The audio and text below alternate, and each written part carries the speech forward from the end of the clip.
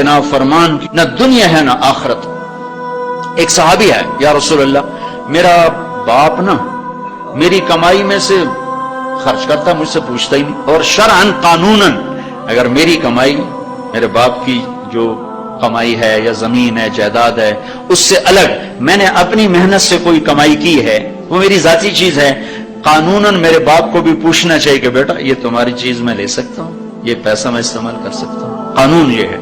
تو اس نے قانون کی بات کی کہ میرا باپ میرا مال اٹھا کے خرچ کر دیتا, مجھ سے پوچھتا ہی نہیں. آپ نے کہا اس کے باپ کو بلاؤ.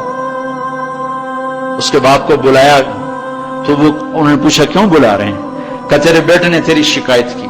تو اس کو اتنا غم لگا کہ وہ کٹ کے مر گیا.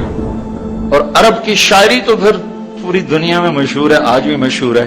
تو اس نے دل ہی دل میں کوئی شعر کہے, درد بھرے دکھ بھرے, اور وہ انہی شعر کو اپنی زبان سے نہیں دل ہی دل میں کہتا کہتا دربار رسالت میں مسجد میں پہنچا تو جبریل پہلے آ چکے تھے. کہنے لگے یا رسول اللہ تعالیٰ فرما رہے ہیں کہ آپ اس سے کہیں کہ پہلے وہ شعر سنا جو تیری زبان سے تو ادا نہیں ہوئے, تو تیرے رب نے عرشوں پہ سن لیے ہیں. آپ نے فرمایا بھائی اب تمہارا کیس سنوں گا, پہلے وہ شعر سنا جو تیری زبان سے نہیں ادا ہوئے. اللہ نے سنے. کہنے لگا یا رسول اللہ میں گواہی دیتا ہوں آپ سچے رسول ہیں, آپ کا رب بڑا طاقتور رب ہے, آپ کے رب کی قسم زبان سے ایک لفظ نہیں نکلا.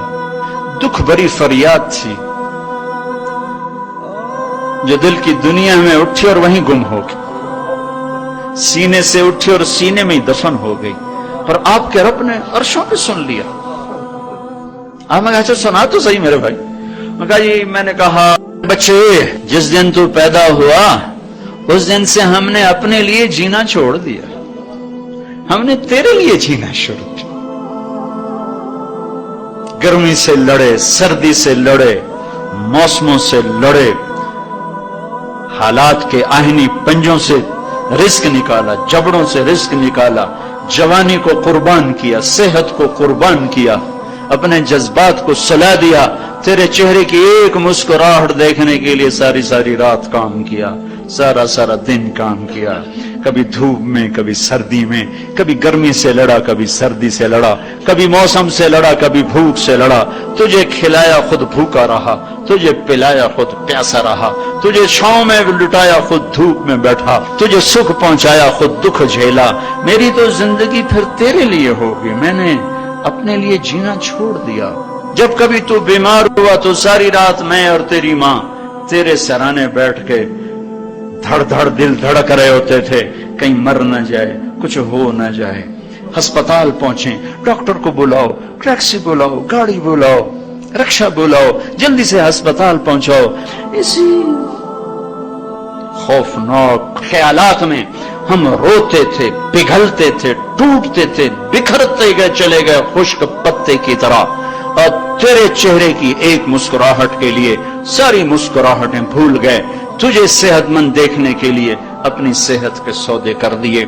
اور اس طرح ایک دن نہیں گزرا, یہ شب و روز گزرے, دن اور رات گزرے, لیل و نہار گزرے, بہار و خزاں گزری, رت بدلی, موسم بدلے, بادل اندھیری, بارش آئے اور گئے, یہاں تک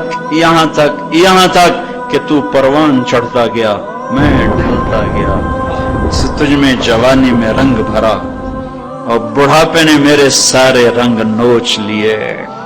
تو سیدھا کھڑا ہوا تنے کی طرح, میری کمر جھک گئی کمان کی طرح, اور میں آسرے کا محتاج ہوا, تو طاقتور ہو کے جوان ہوا.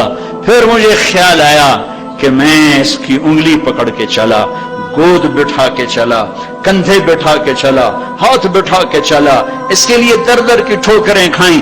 آج جب میں بوڑھا ہوا ہوں تو اب یہ میری انگلی پکڑے گا, میرا ہاتھ پکڑے گا, میں اس کی لاٹھی بنا, یہ میری لاٹھی بنے گا. لیکن ایک دم میرے بیٹے تیری آنکھیں ماتھے پہ چڑھ گئیں, تیرے تیور بدل گئے, تو مجھے یوں دیکھنے لگا جیسے میں تیرا باپ نہیں, میں تیرا نوکر ہوں.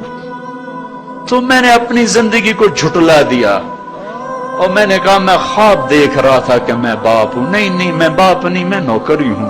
میں پڑوسی ہوں تو اچھا میرے دوست، اگر میں پڑوسی ہوں تو پڑوسی کو بھی تو لوگ پوچھ ہی لیتے ہیں، کبھی مجھے پوچھ ہی لیتا کہ بھائی کسی چیز کی ضرورت تو نہیں، کچھ چاہیے تو نہیں۔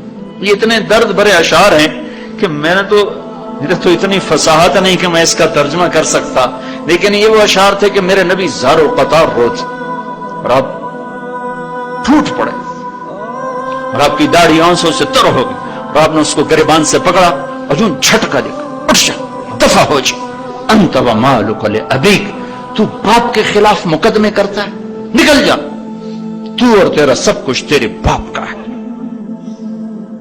یہ صرف روزے شب قدر سے متعلق نہیں ہے کہ ماں باپ کا نام فرمان ہے تو اس کی شب قدر برباد ہو گئی، ماں باپ کا نام فرمان ہے تو سب کچھ برباد ہو گیا۔